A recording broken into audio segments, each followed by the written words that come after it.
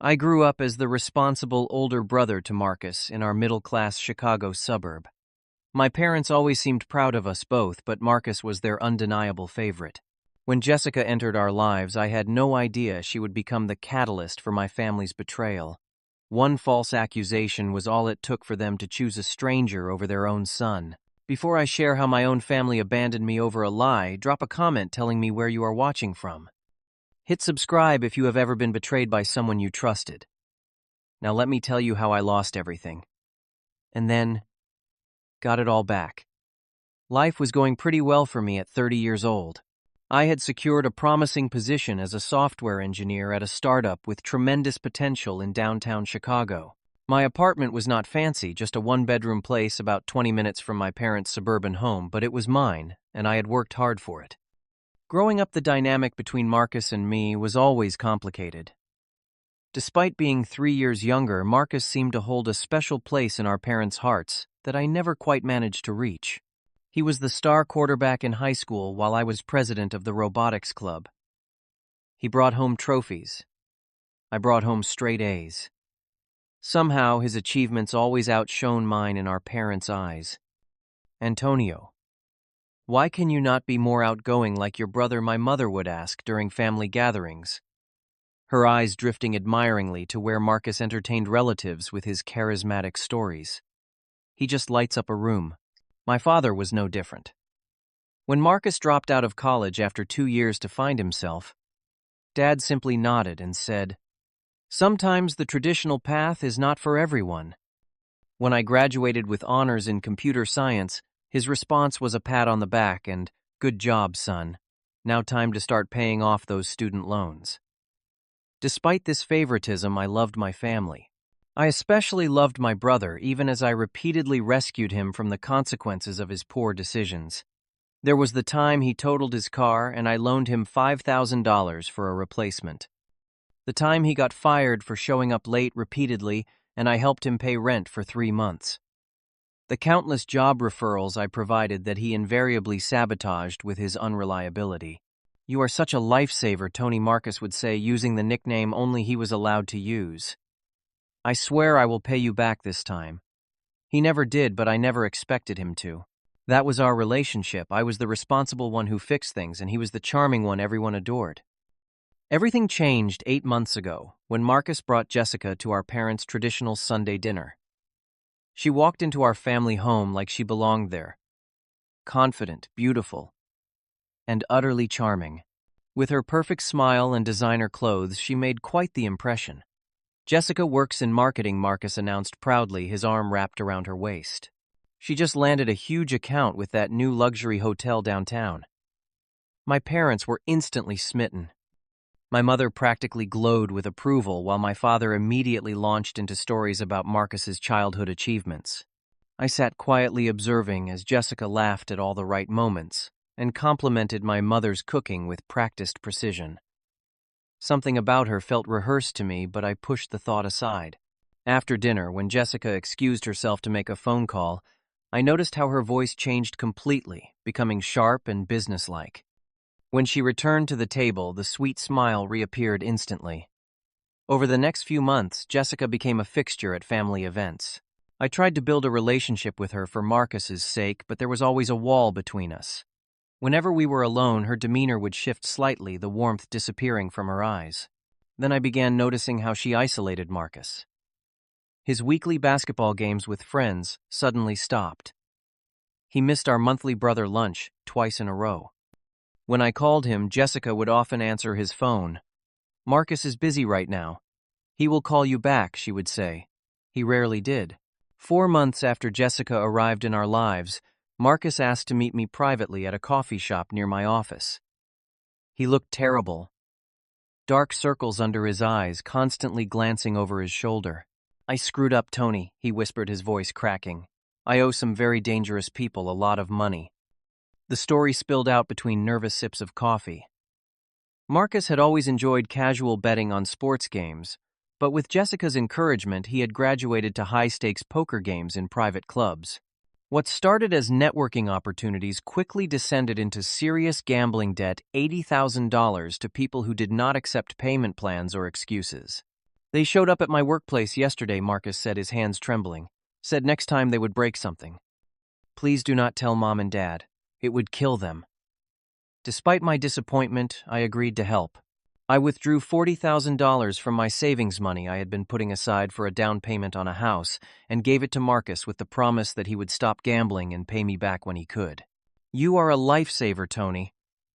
I swear I am done with gambling for good. I wanted to believe him, but doubt gnawed at me, especially when I noticed Jessica's sudden interest in my financial situation. Antonio Marcus mentioned you work at a tech startup, she said during a family barbecue. Do they give you stock options? Those can be worth millions if the company takes off. Her questions became increasingly probing about my salary savings investments.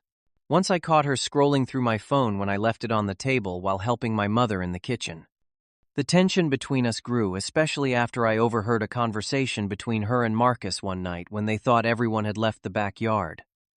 We need more money, Jessica hissed.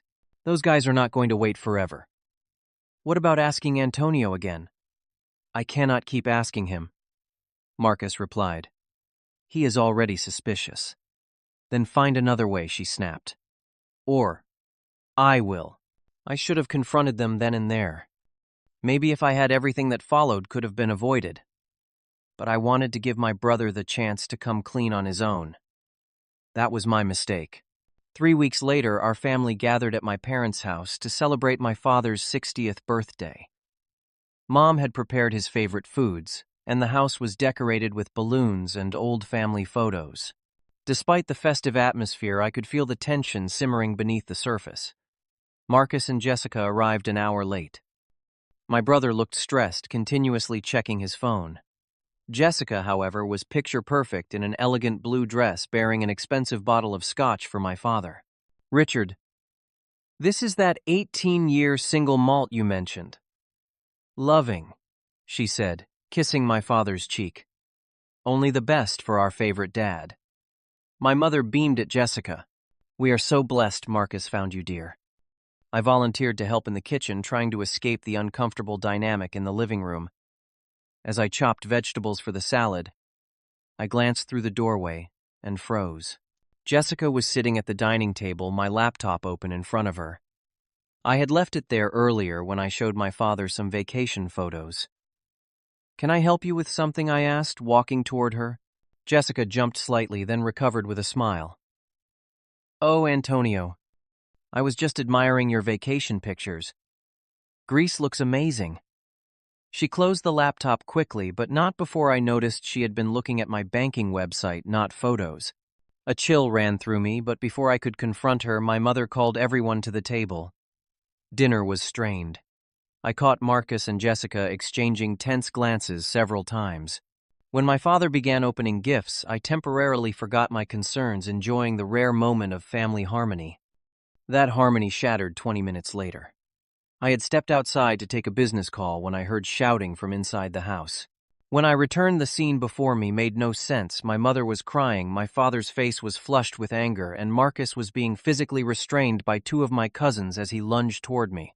You sick bastard, Marcus screamed. How could you? She is my girlfriend. Confused, I looked around the room until my eyes landed on Jessica. She sat on the couch, tears streaming down her face, my mother's arm around her shoulders. What is going on? I asked. My father stepped forward, his voice cold. Jessica told us everything, Antonio. The inappropriate comments. The texts. How you cornered her last week when she and Marcus visited your apartment. What texts? What are you talking about? My confusion was genuine and complete. Jessica spoke through theatrical sobs. I did not want to say anything. I tried to handle it myself, but then today, when you tried to get me alone in your bedroom while everyone was busy with the gifts. That never happened. I protested, looking desperately at my family. I have never been inappropriate with Jessica. This is completely fabricated. Marcus broke free and shoved me against the wall, his forearm pressing against my throat. She showed me the texts, Antonio asking her to meet you secretly, telling her what you wanted to do to her. Those are fake, I choked out. I never sent any texts like that. My mother approached her, expression devastated. Jessica showed us everything, Antonio.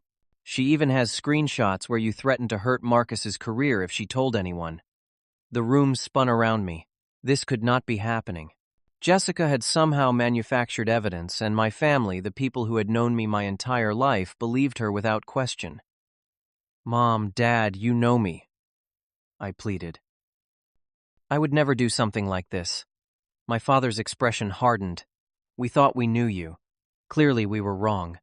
The next hours passed in a blur of accusations and denials. Jessica had apparently prepared her attack thoroughly, creating fake text messages, manipulating conversations we had, even claiming I had installed spyware on Marcus's computer to track their movements. No one listened to my denials. No one questioned why Jessica had waited until today to reveal these offenses, or why there was no evidence beyond her word and some easily falsifiable screenshots. The final blow came when my father pulled me into his study, my mother and Marcus standing beside him like sentinels. You have two options, he said coldly. Either admit what you have done, apologize to Jessica, and get professional help, or you are no longer welcome in this family. I cannot admit to something I did not do, I replied, my voice shaking. Then get out, Marcus spat, and stay away from us. If you try to contact Jessica or spread lies about her, we will go to the police. My mother stepped forward, tears in her eyes. Antonio, please just tell the truth. We can work through this as a family if you just admit what you did. In that moment, I realized a devastating truth: they wanted me to be guilty. A false confession would be easier for them than admitting they had misjudged Jessica, and by extension Marcus's choice in partners. I have told the truth, I said quietly, and none of you believe me. That is all I need to know about where I stand in this family. I walked out of my childhood home that night, my father's birthday celebration in ruins. No one called to check if I got home safely. No one texted to say maybe we should talk when emotions were not running so high. The silence was absolute, and it continued for days, then weeks. Friends began avoiding me after rumors spread. Jessica, it seemed, had been busy. My reputation was being systematically dismantled. Even colleagues at work began treating me differently after Marcus apparently warned a mutual friend about my behavior. I became a ghost in my own life, going to work, returning to my empty apartment, sleeping fitfully, then repeating the cycle. The crushing weight of betrayal followed me everywhere. How could my own family, the people who raised me, choose to believe such horrible lies without even giving me a fair hearing? Depression settled over me like a heavy blanket. I questioned everything: my worth, my relationships, my understanding of my family. If the people who were supposed to love me unconditionally could discard me so easily, what did that say about me? The isolation was total. The few times I tried to reach out to family members and aunt, I had been close to a cousin who had been my friend since childhood. I was met with awkward excuses and quick goodbyes. Jessica's poison had spread throughout my entire family network. I was alone with a truth no one wanted to hear. 3 months after being exiled from my family, I hit rock bottom. My apartment had become a reflection of my mental state: unwashed dishes piled in the sink, takeout containers scattered across the coffee table, clothes strewn across the bedroom floor. I had lost 15 pounds, called in sick to work repeatedly, and spent most nights staring at the ceiling, replaying every interaction with Jessica, looking for clues I had missed. One rainy Tuesday, I found myself sitting on my bathroom floor at 3 a.m, sobbing uncontrollably. The pain had become unbearable. I could continue like this, or I could find a way forward. The next morning, I made 2 appointments, one with a therapist and one with a career counselor. Dr. Sarah Turner became my lifeline. A calm, no-nonsense woman in her 50s, she listened to my story without judgment. What happened to you is a form of gaslighting and emotional abuse, she explained during our 3rd session. Your feelings of disorientation and self-doubt are normal responses to abnormal circumstances. With Dr. Turner's guidance, I began the slow process of rebuilding my sense of self. We worked on setting boundaries, processing grief, and developing coping strategies for the anxiety that now plagued me. Your family made their choice, she said during a particularly difficult session. You cannot control their decisions, but you can control how you respond to them. Parallel to my emotional healing, I threw myself into work with renewed focus. The startup I worked for was developing an innovative security protocol for financial transactions, and coding became my sanctuary, a world of logic and rules where things made sense. I worked 80-hour weeks pushing our project forward at a pace that impressed even our most ambitious investors. The work was demanding, all-consuming, and exactly what I needed to channel my anger and hurt into something productive. 6 months after my family's betrayal, our small team achieved a breakthrough. Our security protocol caught the attention of a major tech company, leading to acquisition talks that none of us had anticipated. As one of the principal engineers and early employees, I held significant equity in the company. When the acquisition finalized at $300 million, my life changed overnight. My shares were worth $22 million. The irony was not lost on me. I had lost my family but gained a fortune. With financial security came freedom. I resigned from my position, purchased a modern house overlooking Lake Washington in Seattle, and decided to start fresh in a city where no one knew my story. My new home became a project, a physical manifestation of my rebuilding process. I filled it with books, musical instruments I had always wanted to learn, and a state-of-the-art home gym. The floor-to-ceiling windows offered spectacular views of the water and mountains beyond, reminding me daily that there was a big world outside the pain of my past. But despite my newfound wealth and the physical distance I had put between myself and Chicago, Jessica's accusation continued to haunt me. The injustice of it all. The ease with which she had destroyed my family relationships gnawed at me. One evening, after a particularly difficult therapy session where we discussed forgiveness, I made a decision. I could not move forward without understanding what had happened. I needed answers. I hired Eric Donovan, a private investigator recommended by a colleague. A former FBI agent with specialized experience in fraud cases, Eric took my case with professional detachment. Tell me everything he said during our first meeting.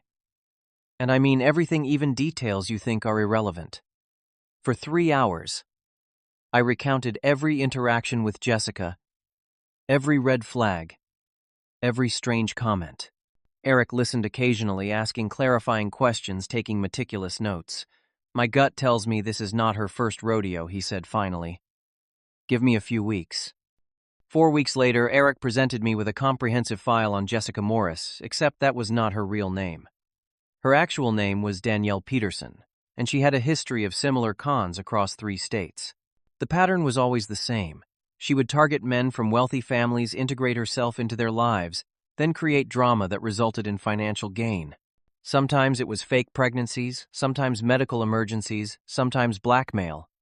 With Marcus, she had evolved her approach to include isolating him from family support, except for me, the brother with financial resources she wanted access to. Most shocking was the discovery that Jessica, divided by Danielle, had outstanding warrants in Colorado for identity theft and fraud. She had apparently fled Denver after scamming an elderly couple out of their retirement savings. She has used at least 7 different identities that I can trace, Eric explained, showing me driver's licenses with Jessica's face but different names. She's good, but she's getting sloppy. The accusation against you was probably improvised when she realized you were becoming suspicious. Armed with this information, I faced a choice: walk away with my vindication private but intact, or pursue justice and clear my name. The decision was easy. Working with Eric, the first compiled all the evidence and submitted it to the authorities in both Washington and Illinois. Given Jessica's outstanding warrants, they took the case seriously. I provided access to my electronic devices to prove I had never sent the messages she claimed. 2 months later, while I was setting up my new tech consulting business in Seattle, I received a call from Detective Michael Reynolds in Chicago. We arrested Danielle Peterson this morning, he said. When we executed the search warrant on her apartment, we found multiple phones with different identities, credit cards in various names, and evidence of wire fraud. Your brother Marcus was shocked, to say the least. The news should have brought me satisfaction, but instead I felt hollow. Justice was being served, but it could not restore what I had lost. Jessica's trial was quick and damning. The prosecution presented evidence of her multiple identities, her history of fraud, and the elaborate scheme she had created to discredit me. Former victims testified about similar experiences. Digital forensic experts confirmed the text messages she had shown my family were fabricated. She was sentenced to 8 years in prison for multiple counts of fraud, identity theft, and filing false police reports. Marcus was present at every day of the trial, his face growing more haggard as the extent of Jessica's deception became clear. He tried to approach me outside the courthouse, but I walked away. I was not ready. My name was cleared, but the wound of my family's betrayal remained raw. They had chosen to believe the worst about me without evidence. They had discarded decades of knowledge about my character in favor of a convenient narrative that protected them from acknowledging Marcus's poor judgment. The truth had prevailed, but at what cost? 1 year and 8 months after Jessica's false accusation, my phone rang with a Chicago area code. I recognized immediately my parents' home number. I stared at the screen, heart pounding before answering. "Antonio, it is Mom," said the hesitant voice on the other end. The sound sent conflicting emotions coursing through me, longing, anger, pain. "Hello, Mother," I replied formally, protecting myself with distance. "We need to talk to you," she said, her voice breaking slightly. "It is about Marcus. He is in trouble. Serious trouble. Please, can we meet?" My first instinct was to refuse to tell her that they had forfeited any right to ask me for help. But beneath my anger, concern flickered. Despite everything, Marcus was still my brother. "What kind of trouble?" "The kind we cannot discuss over the phone," she whispered. "Please, Antonio. I know we do not deserve your help. But Marcus might be in danger." 3 days later, I found myself on a flight to Chicago, questioning my decision with every mile. Eric insisted on accompanying me, concerned this might be some kind of trap. Though I assured him my family was manipulative, not dangerous. My childhood home looked exactly the same from the outside, neat lawn, white trim, American flag by the door. But when my father opened the door, the changes were striking. He had aged a decade in less than 2 years. Hair now completely gray, deep lines etched around his eyes, shoulders stooped with invisible weight. "Thank you for coming," he said stiffly, unable to meet my eyes. The former confidence was gone from his voice.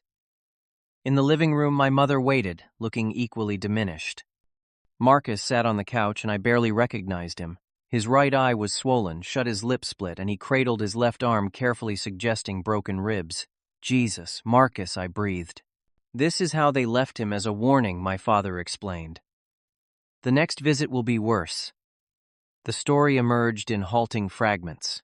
After Jessica's arrest and conviction, Marcus had spiraled further into gambling, trying to numb his shame and guilt. He had borrowed money from increasingly dangerous sources. Now he owed over $300,000 to people connected to organized crime in Chicago, and they were done waiting. "They said next time they will break my legs," Marcus whispered. "Or worse. We have sold everything we can," my mother added. "Emptied our retirement accounts. It is not enough." The unspoken request hung in the air between us. They needed money. My money to save Marcus from his own poor decisions. Again. So after nearly 2 years of no contact, after choosing Jessica over me, after calling me a liar and a predator, "You want me to write a check?" I said, the bitterness I had worked so hard to overcome rushing back. My father flinched. "We know we do not deserve your help." "You are right. You do not," I agreed. "You chose to believe the worst about me without a shred of evidence. You threw me away like garbage." Tears streamed down my mother's face. "We were wrong, Antonio. So terribly wrong." Marcus raised his bruised face. "I should have known better than anyone what kind of person you are. Instead, I let her manipulate me into turning against the one person who has always been there for me. I do not expect forgiveness, Tony. I just need to tell you how sorry I am before these guys kill me. I need to think," I said, standing up. I spent hours walking around my old neighborhood, phone calls with Dr. Turner, helping me process my churning emotions. "What do you want from this situation, Antonio?" she asked. "Not what you think you should do, but what outcome would bring you peace." The answer came slowly. I wanted acknowledgement of the harm they had caused. I wanted genuine remorse, not motivated by need. I wanted the truth to be spoken aloud. I returned to the house after midnight to find them all still awake, waiting. "I will help, Marcus. I said finally. But I have conditions. My conditions were non-negotiable, a full public acknowledgement of what they had done, including posts on social media admitting they had wrongfully accused me, mandatory family therapy for at least 1 year, and Marcus would work for my newly established foundation, supporting victims of false accusations, earning his way out of debt rather than receiving a handout. This is not about punishment, I explained. This is about healing and making amends in a meaningful way. Money alone cannot fix what happened here. They agreed to everything without hesitation. The next day, I contacted the creditors through intermediaries and paid off Marcus's debt in full. The dangerous men disappeared from our lives as quickly as they had entered. That was 6 months ago. My family and I are slowly rebuilding trust through weekly therapy sessions. Marcus has been working diligently at the foundation, showing a commitment and work ethic I had never seen from him before. My parents have followed through on every promise, facing the social consequences of their public apology with humility. The healing is not complete. Perhaps it never will be entirely. There are still moments when the old pain resurfaces, when a casual comment triggers memories of those dark days of isolation. But there are also new memories forming honest conversations, genuine efforts at understanding small moments of connection. I have learned that family is not an unbreakable bond that withstands any storm. Rather, it is a relationship that must be tended, protected, and sometimes completely rebuilt from the foundation. I have learned that forgiveness is not a single act but a daily choice. Most importantly, I have learned that my worth is not determined by others' perception of me. Sometimes the greatest betrayals lead to the most profound growth. I lost my family and found my strength. When they returned to my life, I was no longer the people-pleasing older brother desperate for approval, but a man who knew his value and set healthy boundaries. The irony is not lost on me that Jessica's attempt to destroy me ultimately led to my success and her imprisonment. Her lies cost me my family temporarily, but gave me the opportunity to discover just how resilient I truly am. Have you ever been betrayed by someone you trusted? How did you handle it? Let me know in the comments below. If this story resonated with you, please hit the like button and subscribe to hear more stories of overcoming betrayal and finding strength in unexpected places. Thank you for listening. And remember, sometimes losing everything is just the beginning of finding yourself. Share this video if you know someone who needs to hear that they can survive betrayal too.